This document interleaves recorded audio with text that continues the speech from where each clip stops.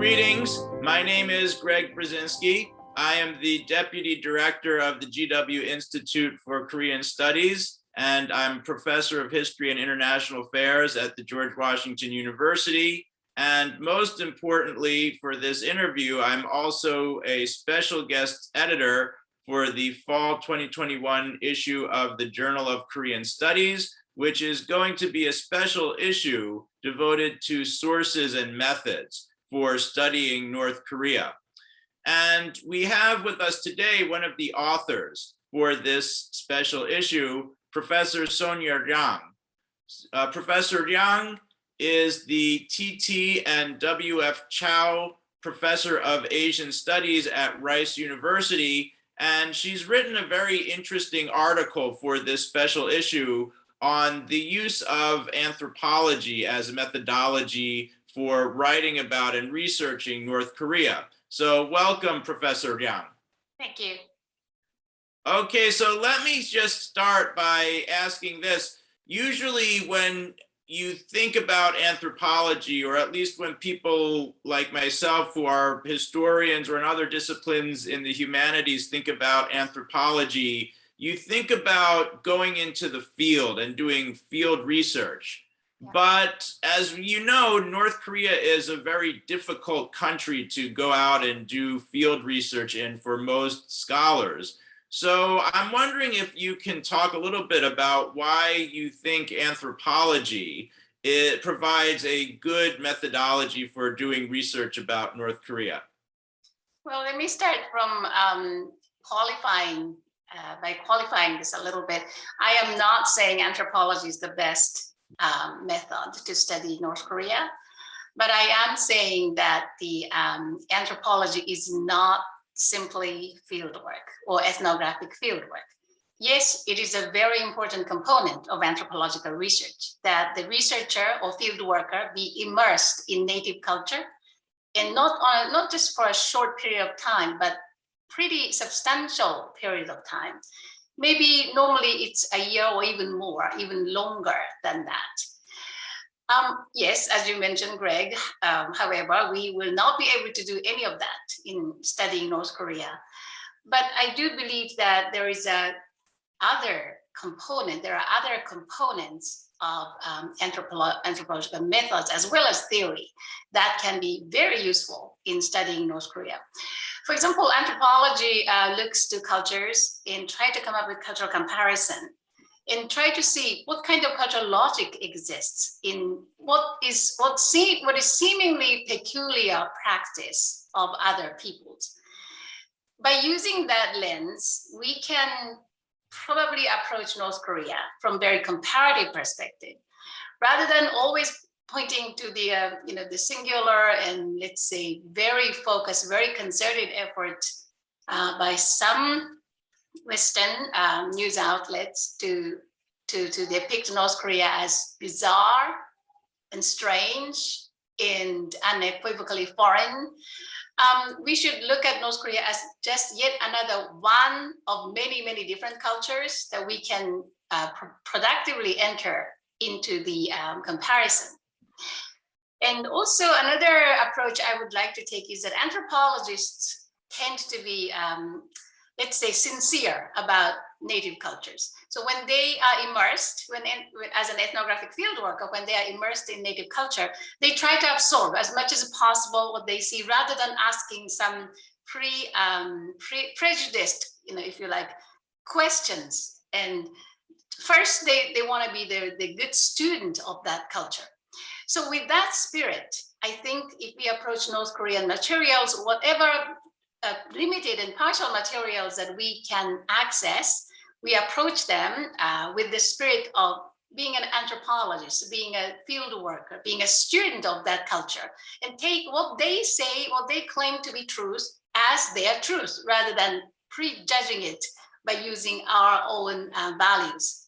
So combining that kind of these approaches, I think anthropology can do quite a bit in enhancing our understanding of North Korea.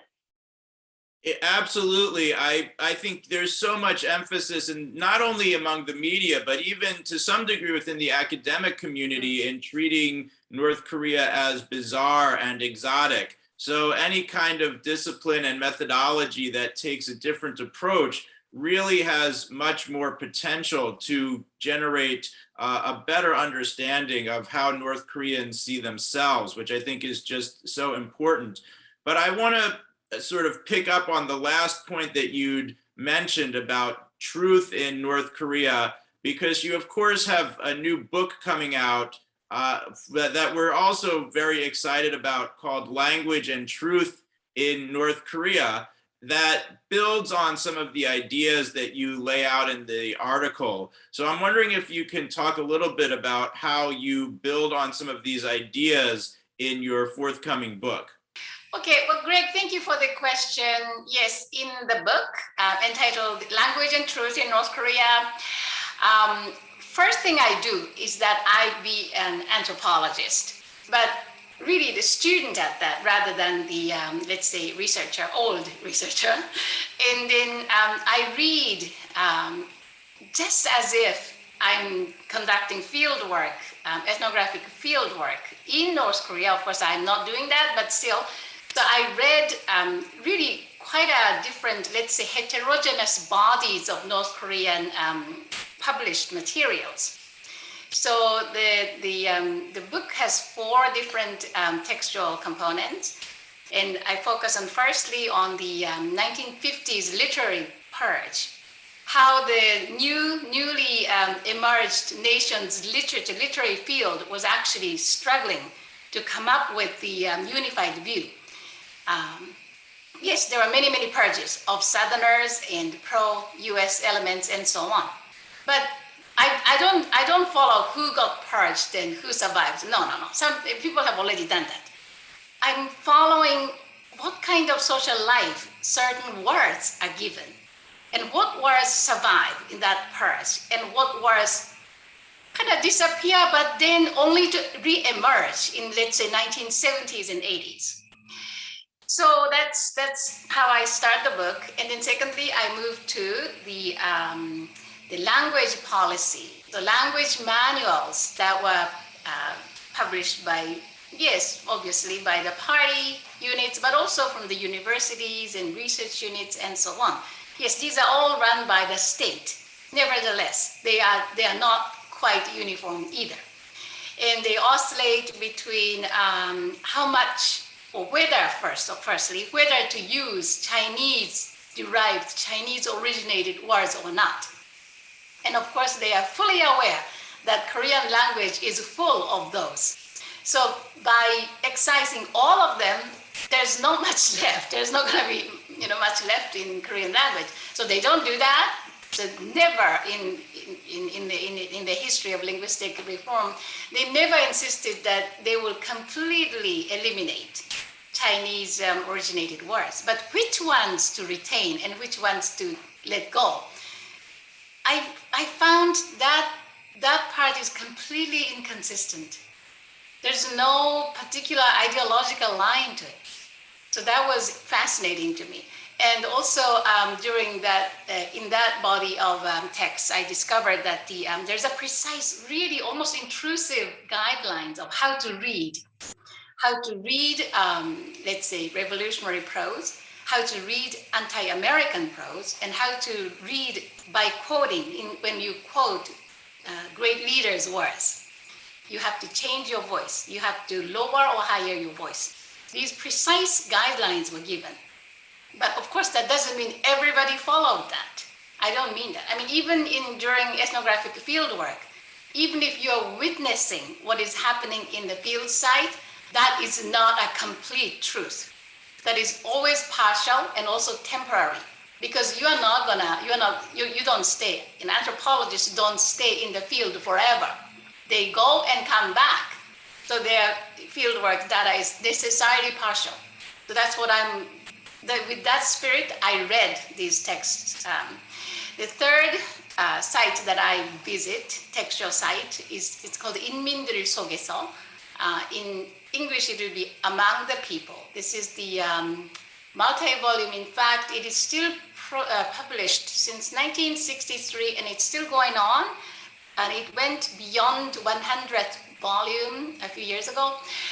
It's a collection of essays written by, I would say, everybody. I really, in the sense that including party officials and high-ranked military officers, all the way down to really ordinary citizens of North Korea, whoever had the first-hand contact with the great leader, they reminisce over it and they write an essay. So some essays are full of political jargons and some are not, but unanimously speaking, they express their love for the leader and their adoration and how warm the leader is, not just sagacious, wise, but he, the great leader, in this case, Kim Il-sung, is really warm and just caring person. His love and care is just page after page of the story of love. Strangely, that language, the language of love in this collection, is multi-volume collection, departs from the more official guidelines of the state in terms of how to refer to the great leader. The state version of language that decorates great leaders' existence is full of Chinese originated words. But as it happens that in this Inmin들 속에서, which I call People's Chronicle because people actually wrote it, that body of the language, when the authors refer to the great leader's love, the language becomes much more, let's say, vernacular and simple, and let's say the language of the everyday. Yes, of course, people will ask me, do you believe in what is written in there? But this is precisely when I said in the beginning, as an anthropologist, yes, I do. I take what people say in the field as truth. If I question and if I doubt, if I suspect they're lying to me at that point, then that opens a whole lot of different research. That is a different project.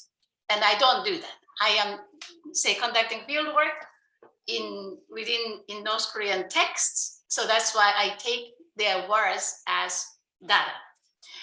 Now, the fourth final body of text that I looked at is great leader Kim Il-sung's memoirs. There are 7 volumes of them, and he actually passed while he was writing it. So the final 2 volumes were posthumously published based on his notes. What is most shocking is that this great leader's memoirs they are full of Chinese originated words.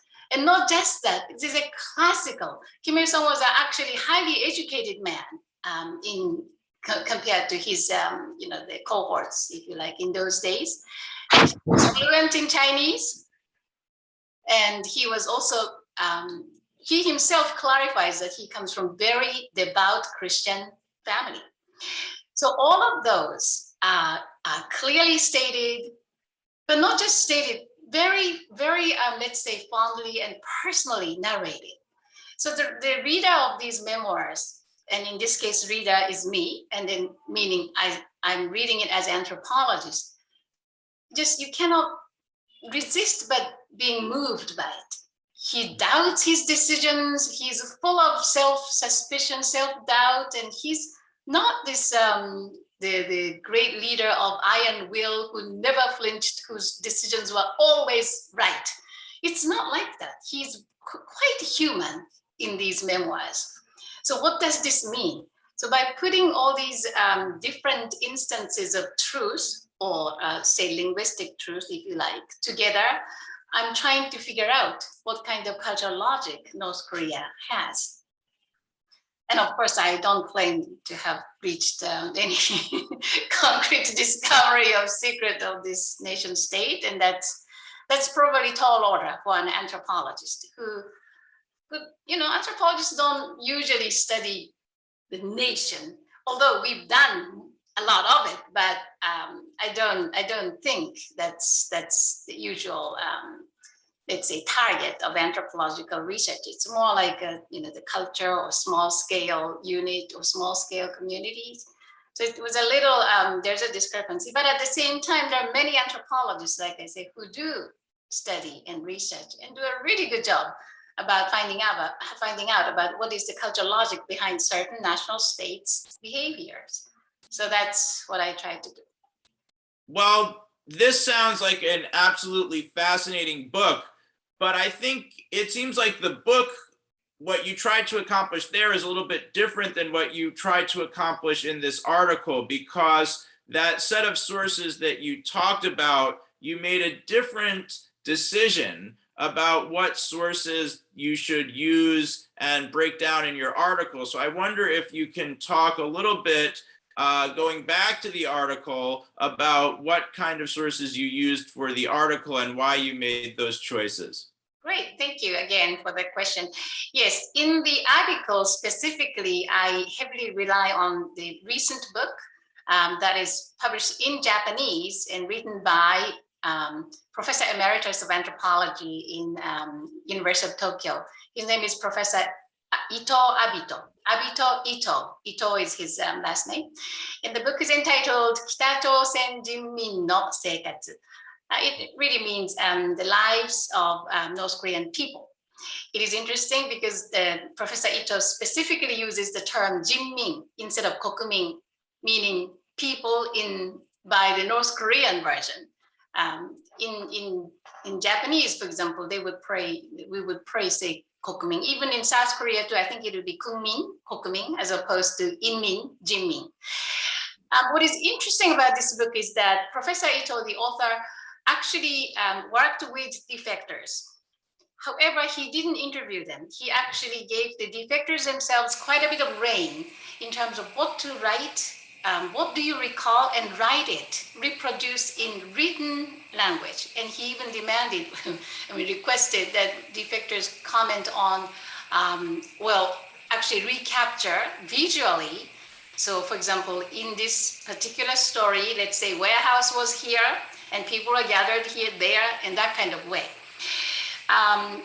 Yes, I find, in terms of defector genre, defector data, this method really, really fascinating. It's really productive and unusual because rather than framing, let's say, former North Korean citizens' words in certain questions, and that often tend to end up satisfying our curiosity first rather than what they really wanted to say, by giving the former North Korean citizens their initiative to what to write, what to recall, and what is it that they want to tell other people about North Korea.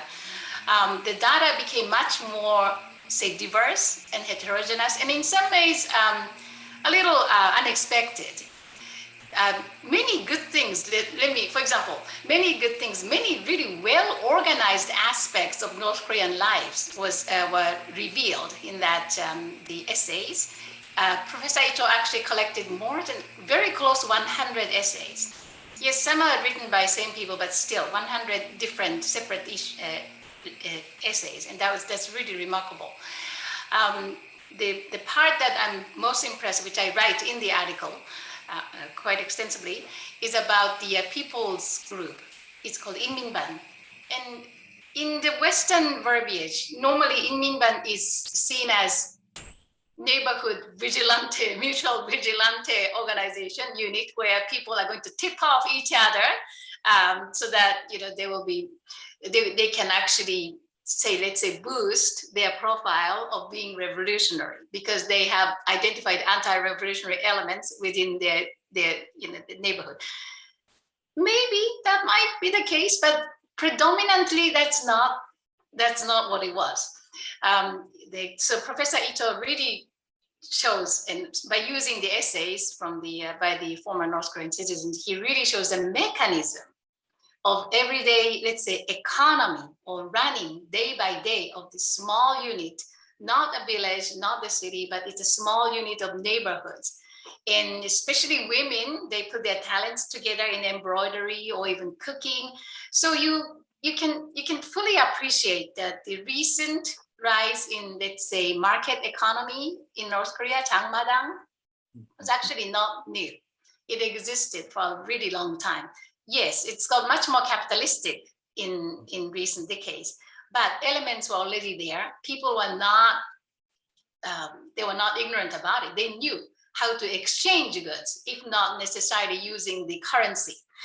So yes, we do see this kind of revelation, and then we are into the market issues of, themes of market in North Korea, market economy in North Korea is often introduced as a new thing.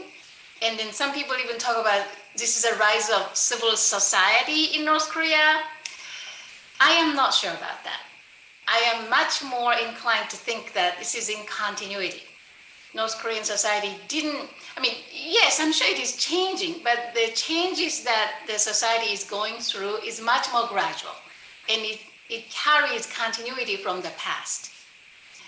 But yeah, so hopefully people will find my article in the journal interesting in that regard, because I have not seen anybody use Professor Ito's book in English language materials on North Korea. Absolutely. And I think what you accomplish in both the book and the article is you find very intriguing new sources for looking at North Korea, and you really bring cutting edge analysis of them.